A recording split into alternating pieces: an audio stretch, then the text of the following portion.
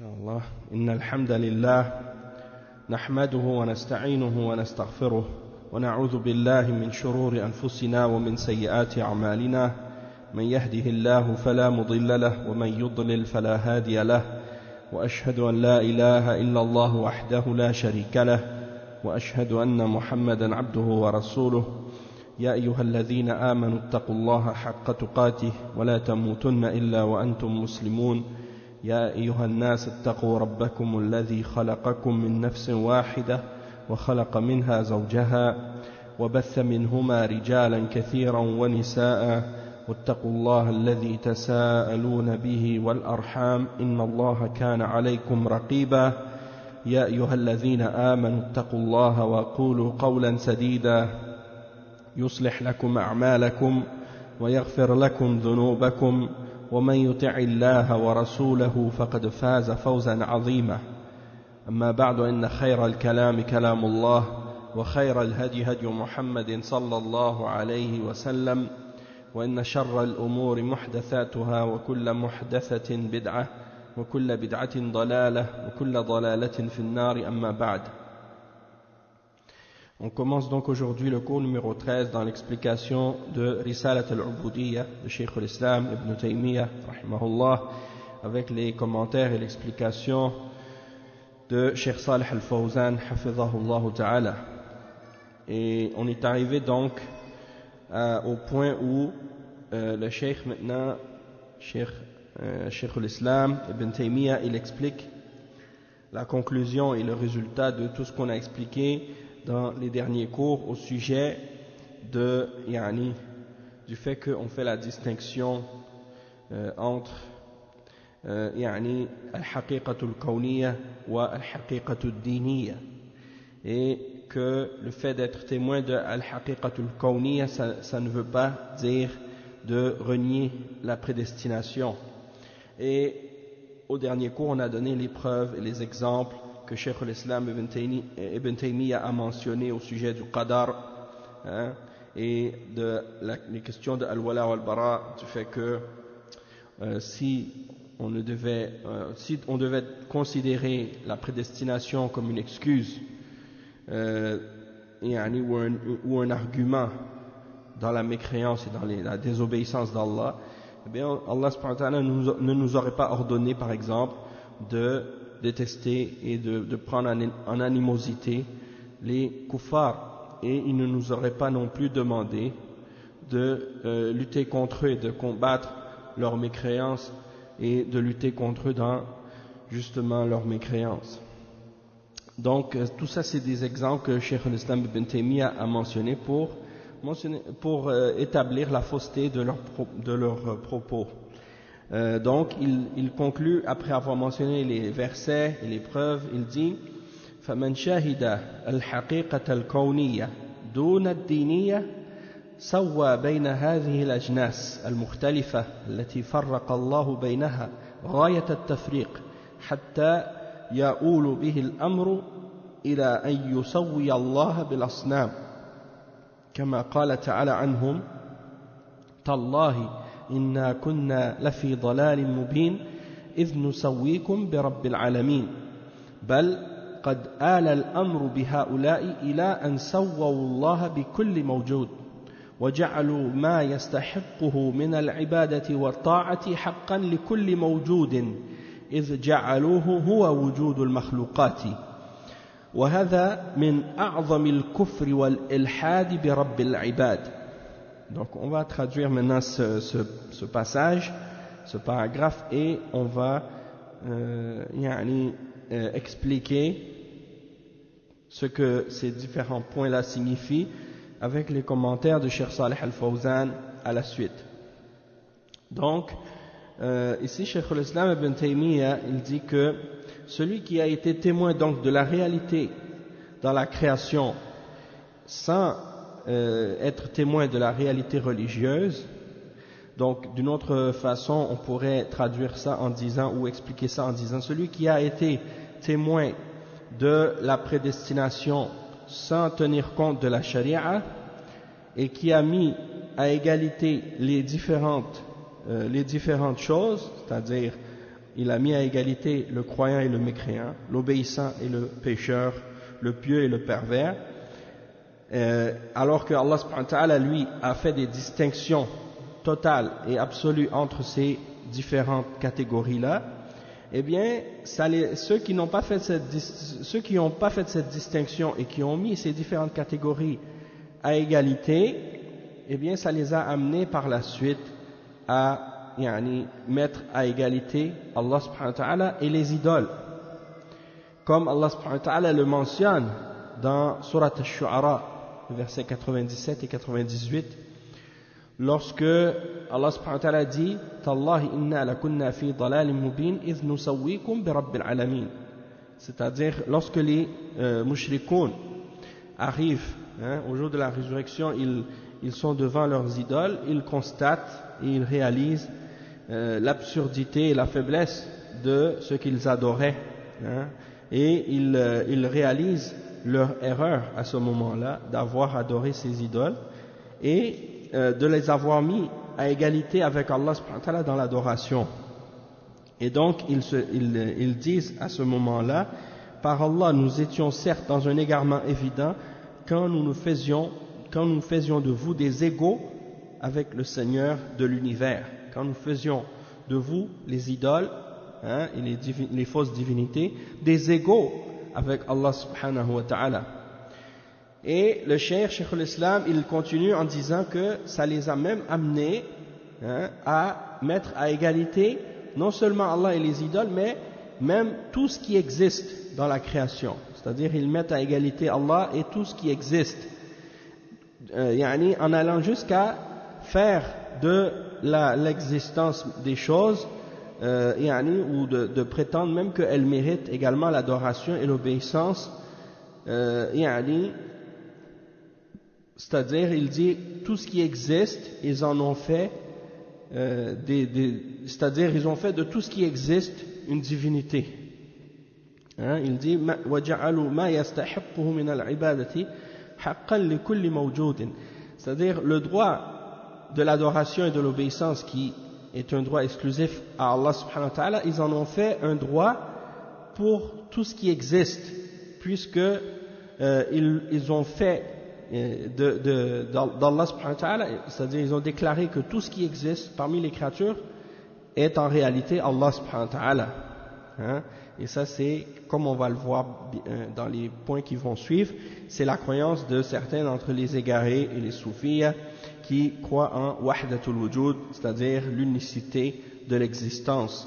Et donc, ils considèrent que tout ce qui existe est Allah subhanahu wa ta'ala. Et ça, Cheikh al-Islam ibn Taymiyyah a dit que c'est la plus grande parmi les formes de mécréance et d'athéisme et de déviation, au sujet du Seigneur des créatures. Donc maintenant on va lire l'explication des différents points qui ont été mentionnés dans ce passage par Cheikh Al-Fawzan lorsqu'il a clarifié certains points de cette citation, de ce paragraphe. Premièrement, il clarifie en ce qui concerne la différence entre al-haqiqatul kawniyya wal haqiqatud diniyya, et le fait de mettre à égalité les différentes catégories de la création. Donc il dit, Cheikh Al-Fawzan, ay man athbata al-qada'i wal-qadar wa nafa al-shar' faqad sawwa bayna al-kufri wal-iman wal-mu'minin wal-kuffar wa lam yufarriq baynahuma. وأما من أثبت القضاء والقدر وأثبت الشرع فإنه يفرق بين المؤمن والكافر والمطيع والعاصي والبر والفاجر فيفرق بين المتضادات والمتناقضات فيحتج بالقضاء على المصائب ويتوب من الذنوب والمصائب ولا يحتج بالقضاء والقدر عليها. Donc ici Cheikh Al-Fawzan il clarifie que celui qui a établi et qui a affirmé le décret divin ainsi que la prédestination et qui a nié la loi divine et la révélation, il met donc à égalité entre la mécréance et la foi, entre les croyants et les mécréants, et il ne fait pas de distinction entre les deux. Tandis que celui qui affirme le décret divin ainsi que la prédestination et qui affirme la révélation et la législation, alors il fait la distinction entre le croyant et le mécréant, l'obéissant et le désobéissant, le pieux et le pervers. Et il distingue ainsi entre les contradictions et les oppositions. Et il va donc utiliser le décret divin, la prédestination, lorsqu'il y a des malheurs, et lorsqu'il va commettre des péchés, eh bien, il ne va pas se baser sur la prédestination et le décret divin pour les justifier, mais plutôt il va demander pardon à Allah subhanahu wa ta'ala pour ces péchés-là, et il va se repentir. Ensuite, le Cheikh Al-Fawzan, il explique le fait que certains d'entre ceux qui ont prétendu être témoins de la réalité dans la création et de la prédestination, donc ceux qui se basent sur la prédestination pour justifier leurs péchés, ça les a amenés à ne pas faire de distinction et à mettre à égalité Allah ainsi que les idoles. Allah al-Musta'an. Et donc Cheikh Al-Fawzan, il commente à ce sujet-là et il dit فالمشركون سووا بين الله وبين الأصنام حينما عبدوها معه وعدلوها بالله سبحانه وتعالى ولذلك في الآخرة يندمون على ذلك فيقولون تالله إنا كنا لفي ضلال مبين إذ نسويكم برب العالمين وما أضلنا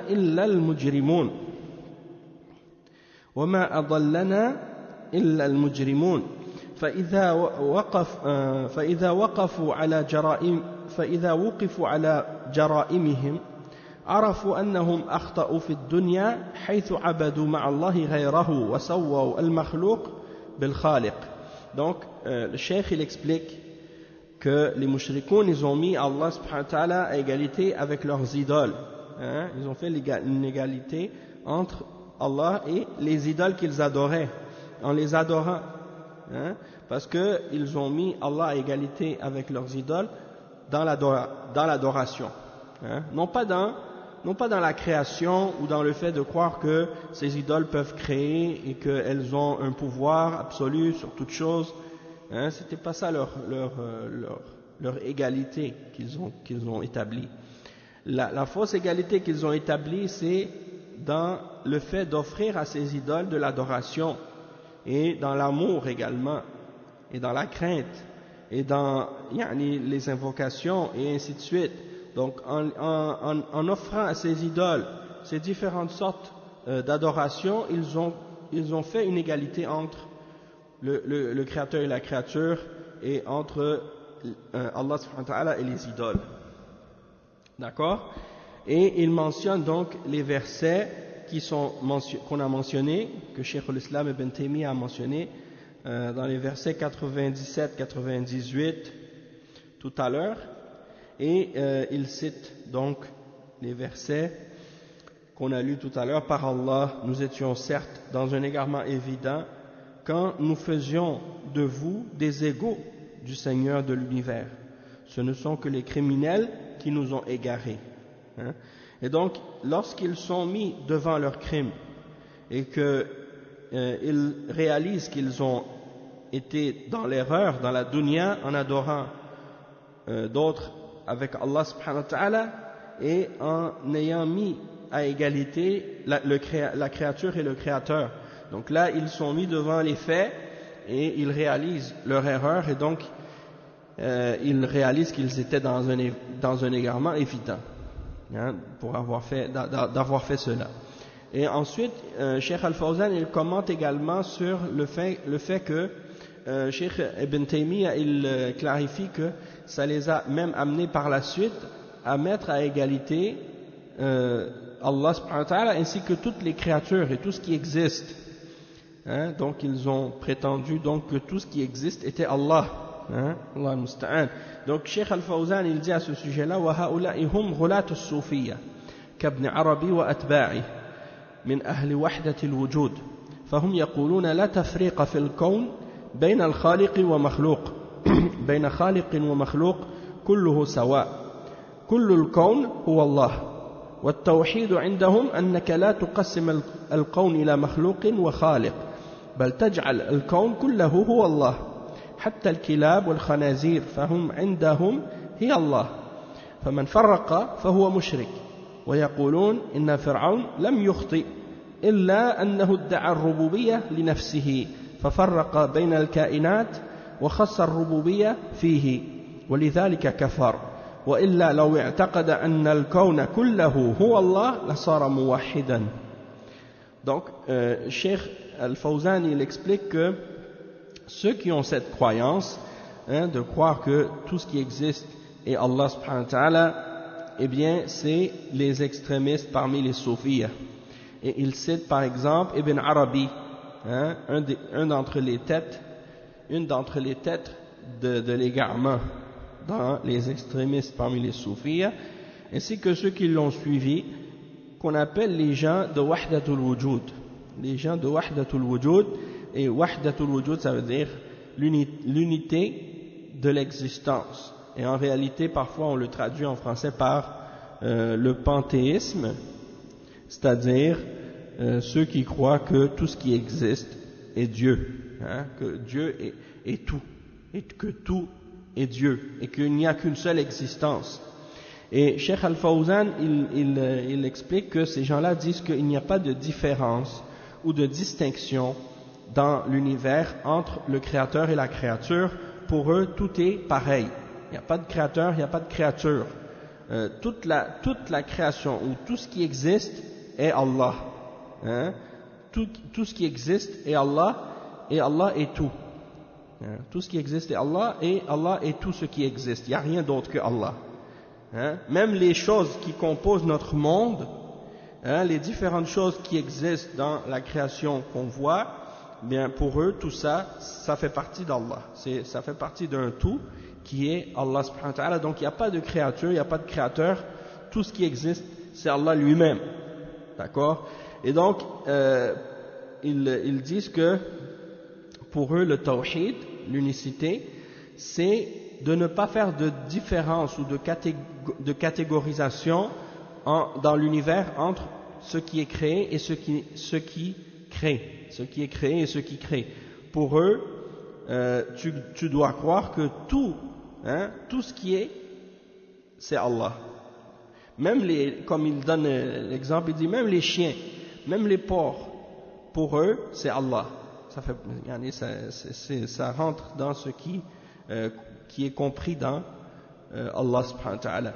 De même que tout ce qui existe en dehors de ça également, il va donner d'autres exemples dans ce qui va suivre. Et il dit donc, pour ces gens-là, pour les gens de Wahdatul Wujud, celui qui distingue entre le créateur et la créature, c'est un mushrik. Donc pour eux, le shirk, c'est pas d'adorer autre que Allah. Pour eux, le shirk, c'est de croire qu'il y a une différence entre le créateur et la créature.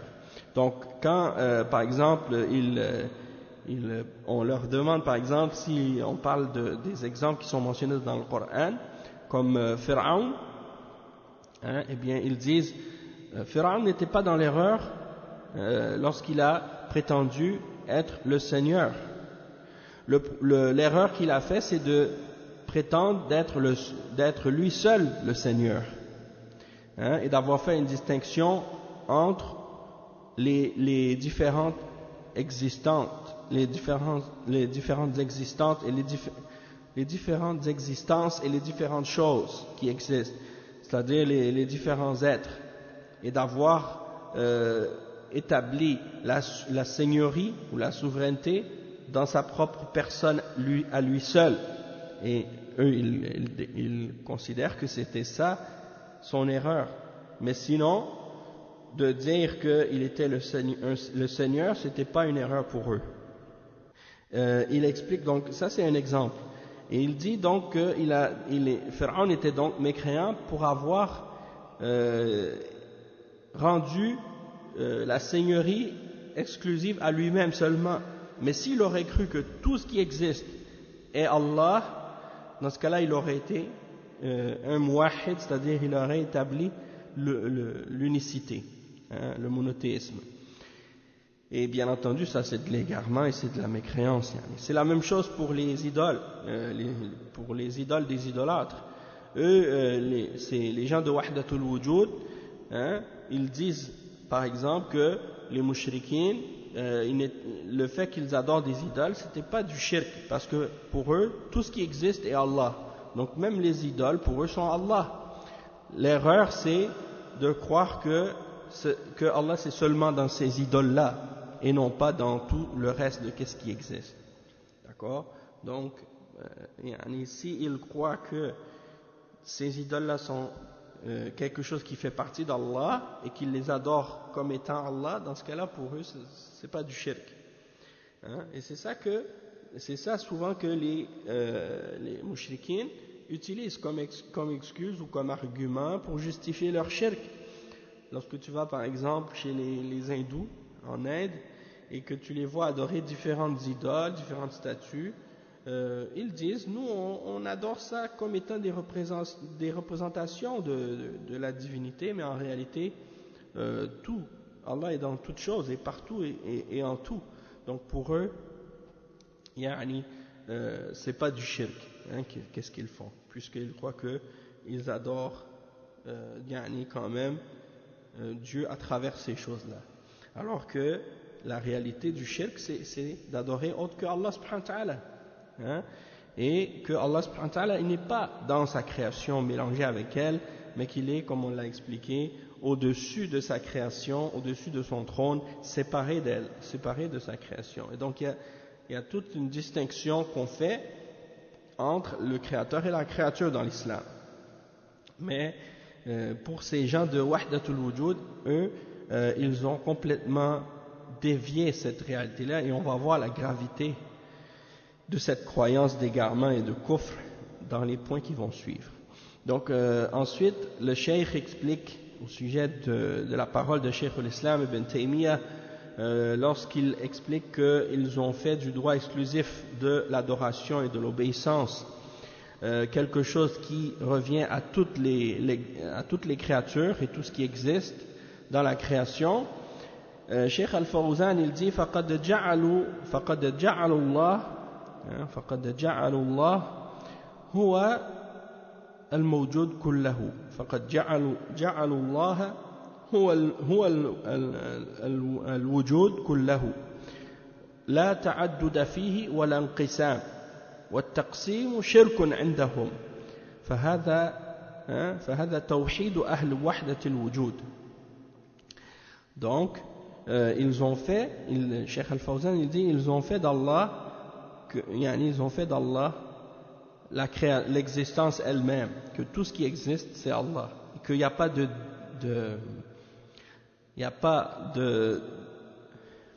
d'énumération ou il n'y a pas de pluralité et il n'y a pas de division ou de catégorie ou de distinction à l'intérieur de cette unité. Le fait de faire une distinction entre les choses, entre les créatures, par exemple de faire une distinction entre, par exemple, le créateur et la créature, entre les différentes créatures elles-mêmes aussi, que pour eux ça c'est du shirk. Hein? Il faut croire pour eux que tout ce qui existe est un, et tout ce qui existe est Allah, et que Allah est tout. Et donc c'est ça pour eux le tawhid. Le tawhid, c'est de dire que tout ce qui existe est un, et de faire une différence entre le créateur et la créature, pour eux c'est ça le shirk. Hein? Et il dit wa ahlu wahdatil wujud hum akfaru ahli al-ard wa sababu dhalika, et là il va expliquer la cause. Il dit que les gens de Wahdatul Wujud sont en réalité les êtres sur terre qui sont les plus mécréants. Donc les plus grands mécréants sur terre sont les gens qui ont cette croyance-là. Et il va donner les exemples et les preuves de ça. Et Cheikh al-Islam ibn Taymiyyah, il dit à ce sujet-là, وَهَؤُلَاءِ يَصِلُ بِهِمُ الْكُفْرُ إِلَى أَنَّهُمْ لا يشهدون أنهم عباد لا بمعنى أنهم معبدون ولا بمعنى أنهم عابدون إذ يشهدون أنفسهم هي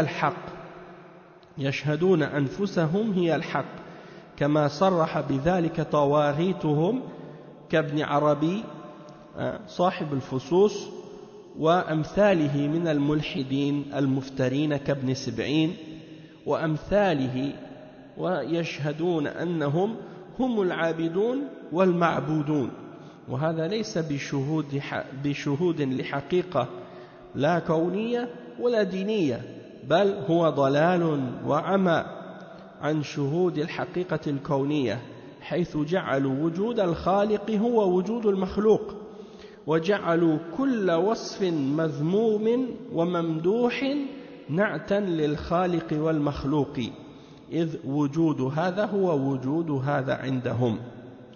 Donc Cheikh Ibn Taymiyyah, Cheikh l'Islam, il dit ces gens-là, leur kufr les a amenés à dire qu'ils ne sont pas témoins d'être des créatures ou des serviteurs. C'est-à-dire, non pas ni dans le sens qu'ils sont des êtres soumis à Allah, et ni dans le sens qu'ils sont des êtres adorés.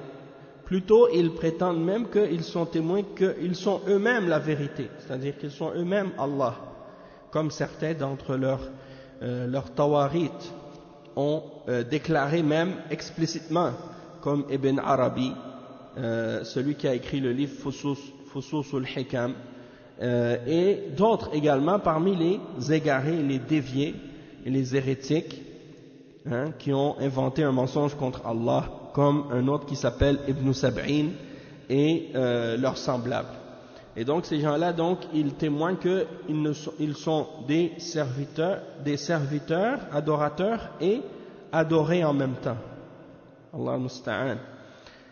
Dans le sens qu'ils prétendent qu'ils sont la créature et le créateur en même temps, puisqu'ils forment des éléments qui font partie d'Allah et qui sont Allah eux-mêmes. Et donc, Cheikh l'Islam Ibn Taymiyyah, il clarifie ici après en disant que ça n'a rien à voir avec le fait d'être témoin d'une réalité quelconque, ni c'est pas une réalité ni de la création ni de la religion. En réalité, c'est uniquement de l'égarement et de l'aveuglement, car s'ils étaient réellement témoins de la réalité dans la création, eh bien ils auraient fait cette distinction entre le créateur et la créature. Mais puisqu'ils ont fait du créateur la créature elle-même, et qu'ils ont ramené toute description, qu'elle soit louable ou blâmable, comme étant une attribut du créateur et de la créature, pourquoi? Parce que pour eux, l'existence du créateur, c'est l'existence elle-même de la créature et vice-versa. Donc, c'est clair que, comme Cheikh l'Islam Ibn Taymiyyah, c'est du pur égarement. Cheikh Al-Fawzan, il va expliquer ça et le simplifier. Donc, il dit que ces gens-là sont les gens de Wahdatul Wujud sont les gens les plus égarés, les plus mécréants sur terre, et il explique pourquoi. Premièrement, il dit أنه ليس لديهم عباد ومعبود بل يعتبرون ذلك تفريقا وشركا إذ الكون كله هو الله المعبود الله المستعان. Donc il dit le cheikh que ces gens-là, pour eux, il n'y a pas, une des raisons pourquoi ils sont les plus mécréants, c'est que pour eux, il n'y a pas de serviteurs et d'adorés, ou il n'y a pas de serviteurs et de maîtres, ou de créateurs, ou de créatures et de créateurs, ou de serviteurs et d'adorés. Pour eux, non, il n'y a pas cette distinction-là, il n'y a pas cette différence-là, parce que ils considèrent cette distinction-là comme étant du shirk, parce que pour eux, tout ce qui existe est Allah, et donc doit être donc adoré, ou peut donc être adoré. Un autre exemple pourquoi on les considère comme étant les plus mécréants, ces gens-là, parce que il dit yarawna anfusahum annaha hiya Allah.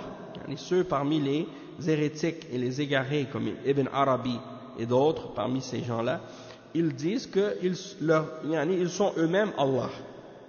Et certains d'entre eux ont dit, comme c'est rapporté de Al-Hallaj et d'autres, qui disaient laysa fil jubbati illa Allah, c'est-à-dire il n'y a personne ou il n'y a rien d'autre dans ce manteau que Allah, c'est-à-dire il prétend qu'il est lui-même Allah subhanahu wa ta'ala, Allah musta'an. Donc c'est du kufr, hein, c'est du kufr clair et explicite. Et il parle de l'auteur du livre Fusus al-Hikam. Cheikh Al-Fawzan il dit أي كتاب فصوص الحكم هو كتاب يطبعه أتباعه اليوم ويعني يعرضونه في معارض الكتب ترويجا لهذا المذهب الخبيث الملحد. Donc ce livre Fusus al-Hikam, c'est un livre que les gens qui suivent Ibn Arabi publient aujourd'hui. Il est publié dans les librairies des soufis et des gens de l'égarement. Et il l'expose même dans les expositions de livres, lorsqu'il y a des expositions de livres dans les différents pays. Et ils veulent par cela propager cette école et cette croyance sale et complètement déviée. D'accord? Donc ça c'est des livres qui ont été écrits par Ibn Arabi, Fusus al-Hikam et Al-Futuhat. Il a un autre livre aussi qui s'appelle Al-Futuhat al-Makkiya. C'est des livres de kufr et de shirk et d'ilhad, de déviation totale. Et j'ai trouvé dans certaines librairies, même en France, quand je suis allé en France, j'étais dans une librairie pas loin de la mosquée qui s'appelle la mosquée de Paris. Puis dans cette librairie-là, ils vendaient ce genre de livres, hein. Donc les livres des Turuq et les livres des différentes sectes soufiyya. De même que aussi les livres d'Ibn Arabi, hein, ils étaient en vente libre, hein, comme s'il propage ces idées-là. C'est des idées qui sont en accord avec les gens qui veulent appeler les musulmans à l'égarement, Allah al-Musta'an. Donc ensuite, Cheikh al-Islam Ibn Taymiyyah, donc il continue à expliquer les idées déviées de cette secte et de ce groupe hérétique qui sont en réalité des kuffars, qui sont en dehors de l'islam. Il dit وَمِنْ أَهْلِ وَحْدَةِ الْوُجُودِ مِنْ أَهْلِ وَحْدَةِ الْوُجُودِ. Il donne l'exemple d'un autre parmi les gens qui ont cette croyance. On a dit Ibn Arabi, hein. Il y a un autre également qui s'appelle Ibn Sab'in. Okay. Il y a celui qu'on appelle Al-Hallaj. Et la plupart c'est des gens qui ont été exécutés à leur époque pour leur hérésie.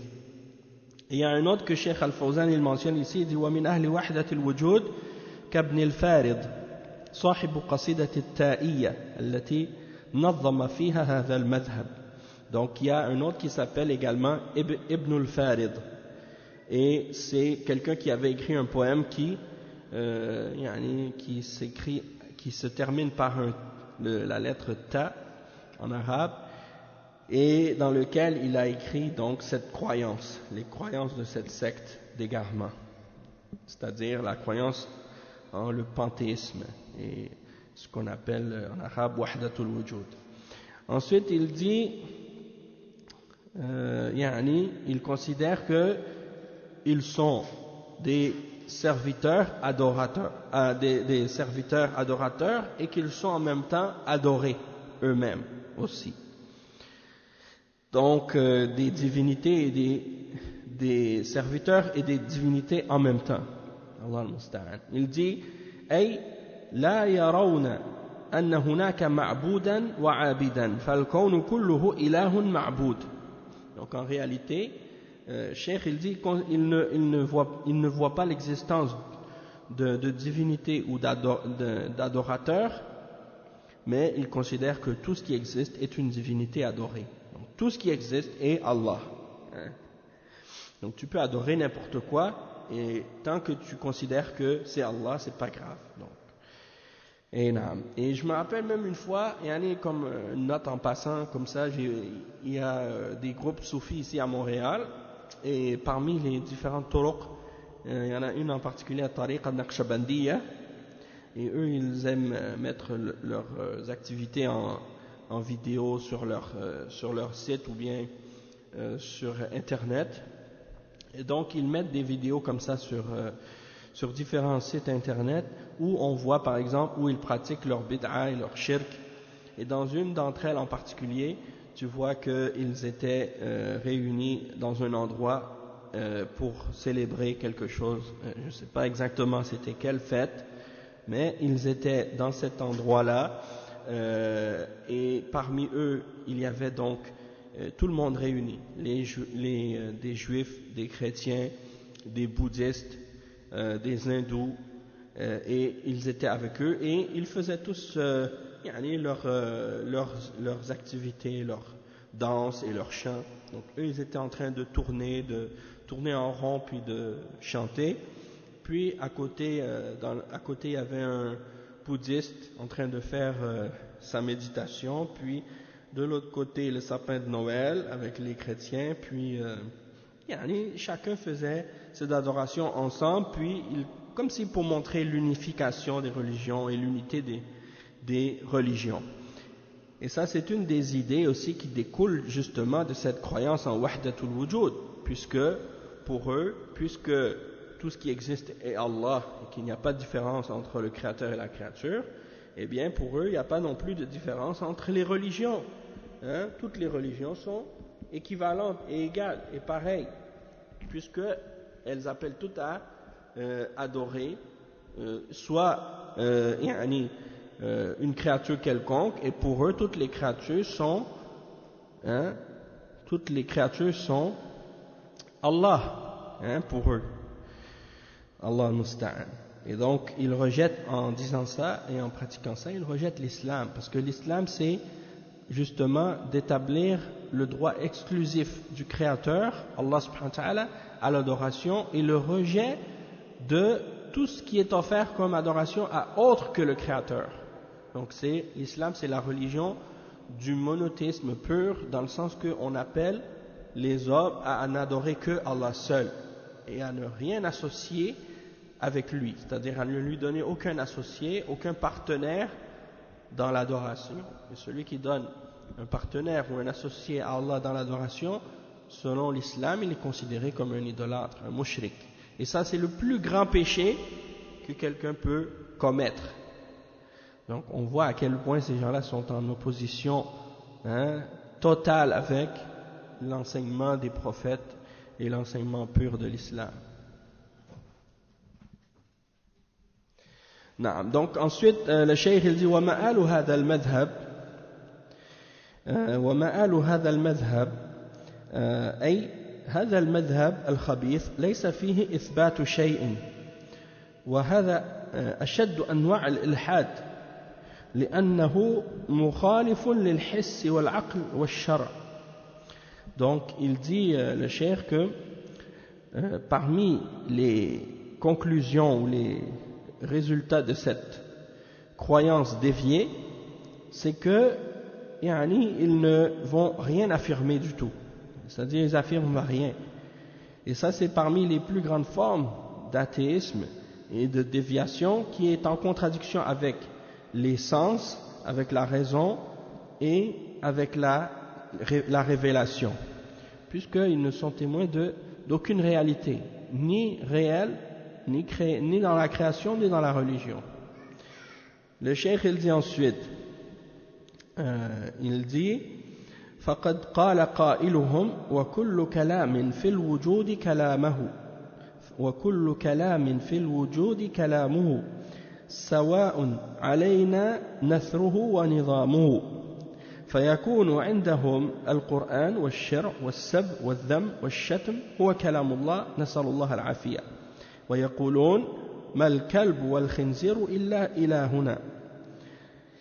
فالواجب على الإنسان إذا اطلع على هذه الأمور وهي واقعة أن يسأل الله السلامة والعافية وأن يشكر الله على نعمته وعلى فضله أن هداه للإسلام والإيمان وركب فيه العقل الذي يميز به بين الحق والباطل وهذا من ناحية.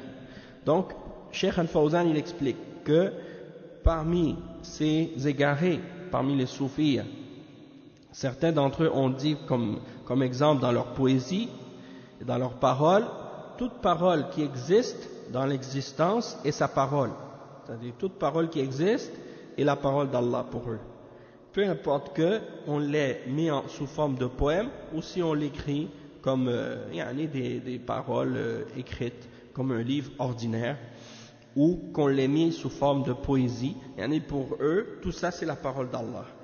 Et donc Cheikh Al-Fawzan il commente ça en disant que pour eux le Coran c'est la même chose que la poésie et les insultes et les paroles de l'aide et les gros mots, les grossièretés, tout ça c'est pour eux la même chose, et tout ça c'est la parole d'Allah. Donc ils mettent tout ça à égalité, puisque pour eux tout est Allah.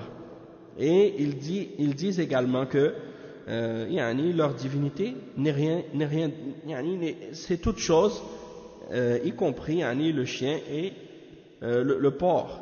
Donc pour eux tout ce qui existe, eh bien c'est leur divinité, puisque pour eux tout ce qui existe est Allah. Et cette parole par exemple, certaines personnes peuvent s'imaginer que personne croit à ce genre de choses, et pourtant les soufis ont cette croyance-là. Et peu importe la tariqa que tu connais aujourd'hui, elles ont toutes les turcs soufis ont ces idées-là et ces croyances-là dans leurs livres et dans les propos de leurs shuyukh. Et même que j'ai entendu moi-même avec mes oreilles, et j'ai parlé avec des soufis et eux-mêmes m'ont exprimé ça avec leur bouche, en vrai. Donc c'est pas seulement des choses qu'on lit en théorie dans les livres, qui sont mentionnés comme ça, comme des exemples qui existaient ou qui étaient dans le passé mais qui n'existent plus aujourd'hui. Non, c'est des choses qui existent réellement aujourd'hui encore, et qu'il y a des gens qui se disent musulmans et qui disent ça encore aujourd'hui. Et je me rappellerai toujours du soufi que j'ai rencontré une fois, et quand je lui ai posé la question, est-ce que tu crois que Allah est dans tout et partout, il m'a dit oui.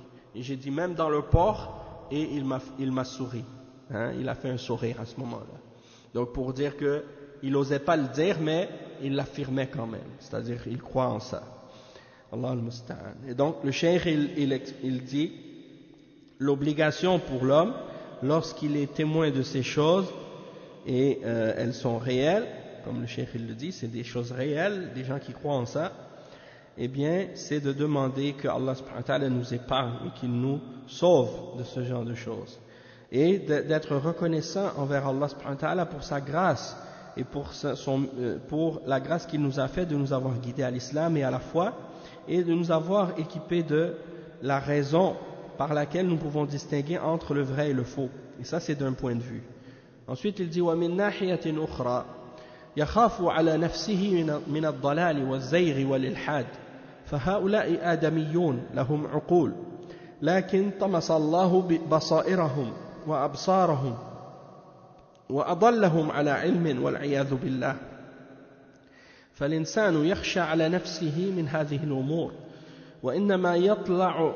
وإنما يطلع عليها من أجل أن يحذر منها وأن يشكر الله وأن يسأل الله الثبات. أما إذا لم يعرفها فإنه لربما وقع فيها واغتر بها وهو لا يدري، نسأل الله العافية، لا سيما ولها دعاة يروجونها بين الناس اليوم خصوصا في معارض الكتب التي لا رقابة عليها. Donc le cheikh il dit d'un autre point de vue, on doit également avoir peur pour nous-mêmes. Donc d'un point de vue on doit être reconnaissant envers Allah qui nous a guidés à l'islam et qui nous a donné la foi et la raison, et d'un autre point de vue on doit craindre pour nous-mêmes quand on voit des exemples comme ça, d'avoir peur pour nous-mêmes de tomber dans l'égarement, dans la déviation et dans la mécréance et l'égarement. Pourquoi? Parce que on voit que ceux qui ont ces idées-là, ces croyances-là, ce sont des êtres humains comme nous qui ont un esprit, qui ont une raison. Mais Allah subhanahu wa ta'ala les a aveuglés, et a éteint leur clairvoyance il les a égarés avec science, c'est-à-dire ils avaient de la connaissance, mais Allah subhanahu wa ta'ala les a égarés, car Allah nous préserve. Donc il faut donc que l'homme ait peur pour lui-même de ce genre d'égarement-là, de ce genre de choses-là. C'est-à-dire qu'il ne faut pas se sentir à l'abri de l'égarement. De dire que, par exemple, moi je suis intelligent, je suis fort, je suis intelligent et j'ai beaucoup de science, donc j'ai pas peur de m'égarer. Donc je crains pas l'égarement. Non, parce que la guidance, c'est pas seulement quelque chose qui est le résultat de ton intelligence et de ta force intellectuelle. Non, c'est également une grâce que Allah subhanahu wa ta'ala te fait. Et il peut te l'enlever également. Donc il faut être reconnaissant envers Allah, et il faut aussi également avoir peur, justement de tomber dans l'égarement, nous aussi. Et lorsqu'on rentre en contact avec ce genre de croyance, ce genre d'égarement, eh bien il faut être sur nos gardes, et il faut être reconnaissant envers Allah et demander à Allah la fermeté sur la vérité. Donc la raison pour laquelle le cheikh il mentionne, il dit ça, il explique que si on apprend l'existence de ces croyances-là maintenant et qu'on est en train d'étudier ce genre de déviation maintenant, c'est dans le but justement d'en être au courant et de les connaître pour ne pas être trompé. Parce que la personne qui n'est pas au courant de ces croyances-là et de ces égarements-là, que Allah nous en préserve, peut-être qu'il va être trompé, ou il va peut-être même être tenté de suivre ce genre d'égarement-là parce qu'il ne connaît pas le danger et les ambiguïtés que ces gens-là propagent. Tandis que s'il est informé, eh bien il va être au courant, il va savoir que c'est de l'égarement et il va être capable de s'en écarter plus facilement. En particulier en tenant compte du fait qu'aujourd'hui il y a des prêcheurs et des gens qui appellent à ces idées-là, et en particulier à notre époque dans les expositions de livres, et dans ces expositions de livres dans lesquelles il n'y a pas de surveillance, il n'y a pas de vérification des livres parfois, et donc tu tombes sur ce genre de sujet, de livres d'égarement, et si quelqu'un ne sait pas, donc il peut facilement tomber sur ce genre de propos et croire que c'est des choses qui sont bien alors que c'est de l'égarement. Et donc c'est des choses dont il faut vraiment être sur ses gardes. Le cheikh il explique ensuite, il dit وأما براءة المؤمنين من هذا المذهب, le fait que les croyants, les vrais croyants sont innocents de cette croyance-là et de ces idées-là.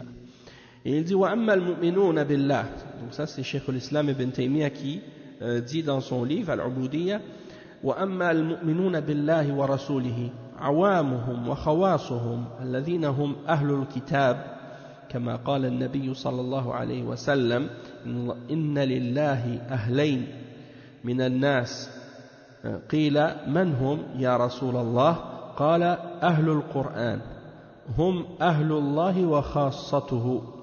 Donc إن لله أهلين من الناس قيل من هم يا رسول الله قال أهل القرآن هم أهل الله وخاصته.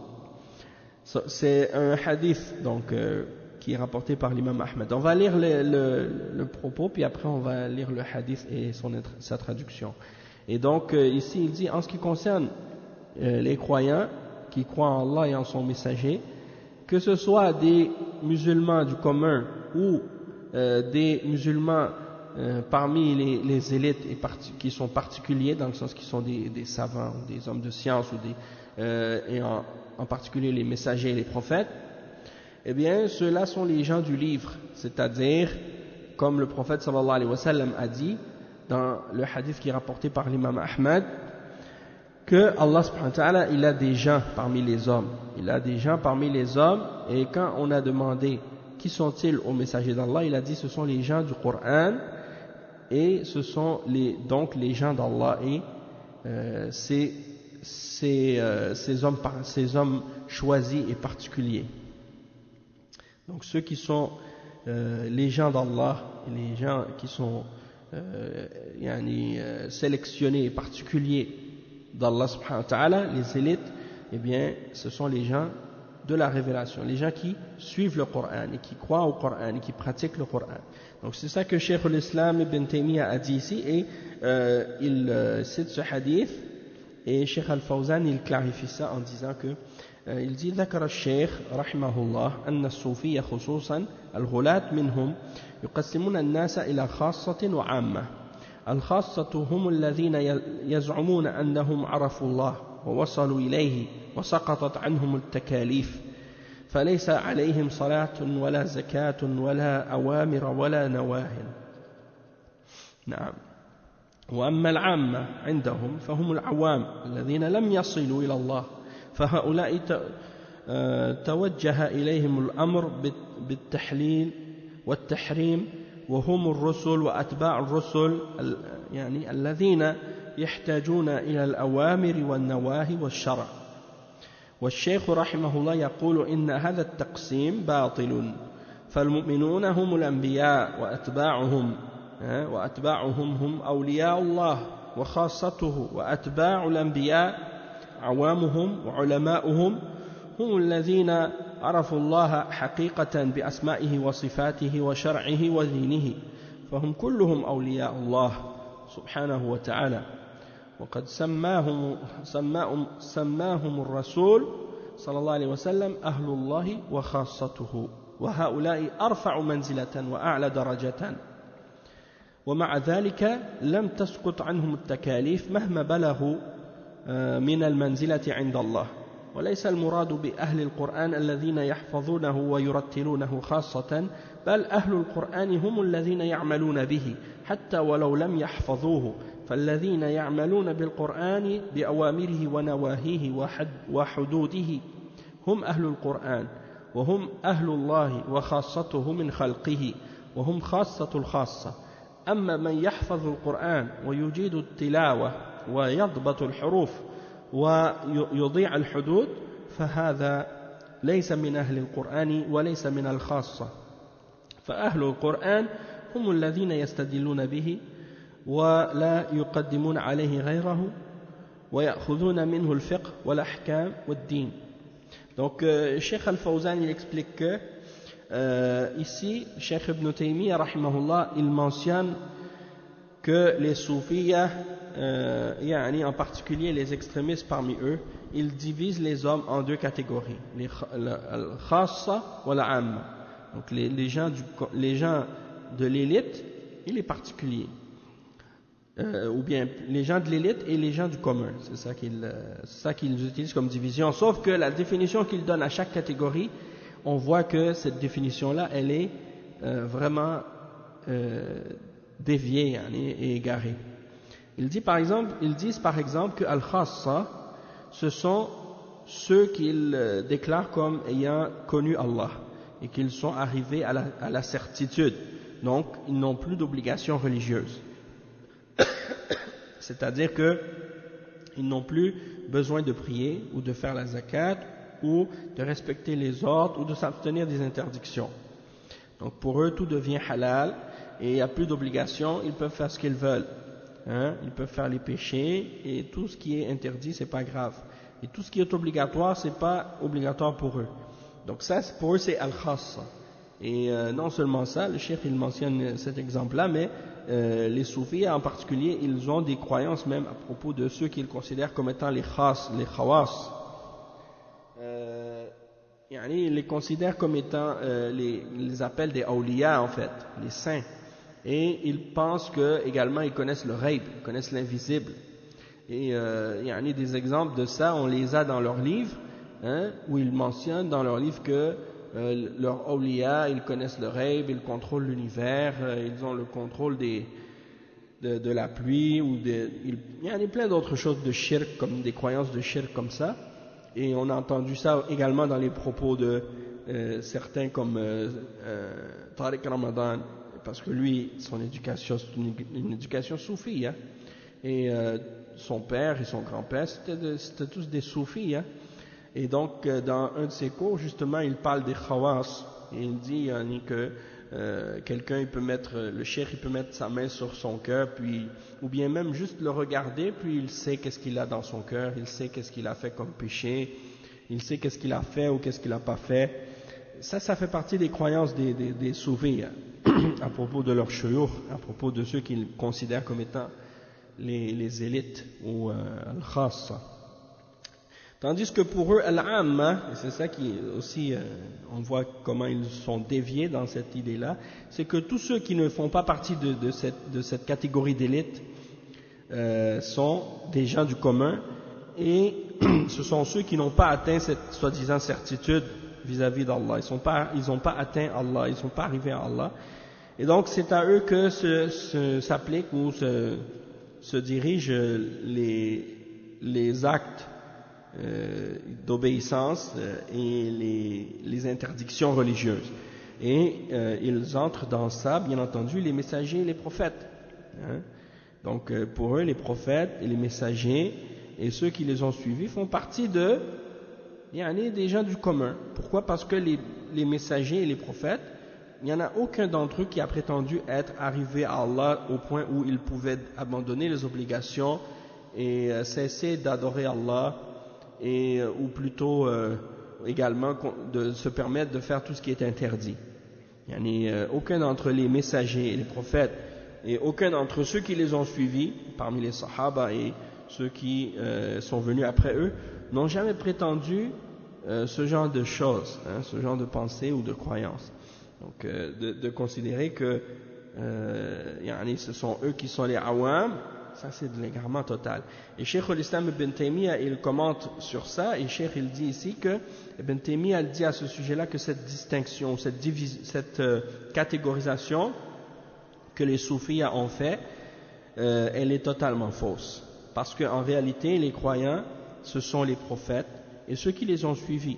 Et ce sont eux qui sont en réalité les awliya.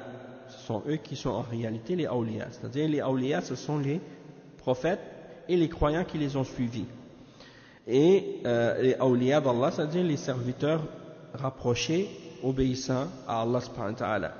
Donc ce sont eux qui sont les élites, et ce sont eux qui sont les élus et les choisis d'Allah subhanahu wa ta'ala, qui sont les serviteurs particuliers d'Allah.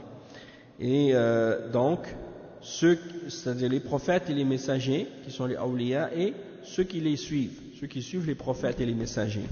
Et il dit ensuite que les musulmans du commun, de même que les ulama, donc ce sont eux qui connaissent Allah réellement, puisqu'ils connaissent Allah subhanahu wa ta'ala par ses noms et par ses attributs et par sa révélation et par sa religion. Donc ils sont tous des rapprochés d'Allah et des awliya. Et Allah, comme le prophète sallallahu alayhi wa sallam, le messager les a appelés lui-même les gens d'Allah. Et c'est particulier, ces élites. Donc ils sont ceux qui ont le plus haut degré auprès d'Allah subhanahu wa ta'ala. Ils sont les plus élevés auprès d'Allah subhanahu wa ta'ala. Et malgré ça, ils n'ont jamais prétendu qu'ils n'avaient plus de responsabilité religieuse ou qu'ils n'avaient plus d'obligation ou que plus rien n'était interdit. Jamais aucun d'entre eux n'a prétendu cela, hein, malgré les degrés élevés qu'ils ont atteints auprès d'Allah. Et le fait d'être parmi les gens du Coran, ou les gens du Coran, il dit ça ne veut pas dire seulement ceux qui ont mémorisé le Coran et qui le récitent en particulier. Non, les gens du Coran, ce sont les gens qui appliquent le Coran. Donc même ceux qui n'ont pas mémorisé le Coran, ils font partie des gens du Coran. Et il dit ceux qui agissent et qui mettent en application le Coran, c'est-à-dire qui respectent ses ordres, ses interdictions et ses limites. Ce sont eux les gens du Coran. Et ce sont eux les gens d'Allah. Et les gens, les particuliers, les choisis d'Allah parmi ses créatures. Et donc, ils sont l'élite de l'élite. Hein, ce sont les gens du Coran. En ce qui concerne ceux qui ont mémorisé le Coran et qui récite le Coran avec une belle voix, une belle récitation, et qui respecte chaque lettre dans la récitation selon les règles, mais qui ne respecte pas les enseignements et les limites de la révélation et du Coran, alors ces gens-là ne font pas partie des gens du Coran, hein, ils ne font pas partie des particuliers ou des élites, puisqu'ils récitent bien le Coran, ils le mémorisent mais ils ne l'appliquent pas. Donc les gens du Coran, ce sont ceux qui prennent le Coran comme preuve, qui reviennent au Coran et qui mettent le Coran au devant de toute autre chose et qui le prennent comme référence dans le fiqh, hein, dans les actes d'adoration et dans les règles et dans la religion en général, dans tous les aspects de la religion. Naam. Donc, alhamdulillah, on va s'arrêter ici pour aujourd'hui, puis on va continuer le mardi prochain, Inch'Allah, la suite de ce sujet-là. Et dans la suite, on voit que le cheikh il va mentionner la suite et les preuves du fait que les croyants, les gens de la foi, ils distinguent entre le créateur et la créature. Et il va mentionner à ce sujet-là des preuves et des arguments. Donc on va s'arrêter ici pour aujourd'hui. Subhanakallahumma bihamdik, ashhadu an la ilaha illa ant, astaghfiruka wa atubu ilayk, wa sallallahu wa sallam ala nabiyyina Muhammad wa ala alihi wa sahbihi ajma'in. Wassalamu alaykum wa rahmatullahi wa barakatuh.